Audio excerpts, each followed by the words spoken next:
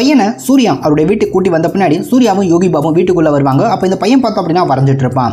இந்த one side மட்டும் தான் வரைஞ்சிருப்பான். இந்த சைடு பார்த்தோம் அப்படின்னா எதுவுமே வரைஞ்சிருக்க மாட்டான். இவன் வரைகிறத பார்த்து இவங்க ரெண்டு பேருமே ஆச்சரியமா பார்க்கறது போல இருக்கும். ஸோ இவங்க வந்து கிட்டத்தட்ட பார்த்தோம் அப்படின்னா ஒரு நிமிஷம் கூட ஆயிருக்காது. அதுக்குள்ள பார்த்தோம் அப்படின்னா இந்த ரைட் சைடும் பார்த்தோம் அப்படின்னா இன்னொரு பெரிய ஒரு ஆர்ட்டவே வரைஞ்சு முடிச்சிருப்பான். ஆக்சுவலா ரவிவர்மன் கூட இந்த பையன் அளவுக்கு இவ்வளவு வேகமா வரைய மாட்டார் போல இருக்கு. இந்த பையன் ரொம்பவே சூப்பராகவும் வேகமாகவும் வரையறான். இந்த ஃப்ரேம்ல இந்த கருணாஸ் கேரக்டர் பார்த்தோம் அப்படின்னா அந்த கையை வெட்டி இருப்பாங்க அப்படின்னு சொல்லுவாரு. ஸோ கிட்டத்தட்ட பார்த்தோம் அப்படின்னா 100 கைகள் வேணும் அப்படின்ற மாதிரி தான் ஒவ்வொரு கையா இவர் பார்த்தோம் அப்படின்னா உட்காந்து வெட்டுறது போலவே காட்டியிருப்பாங்க.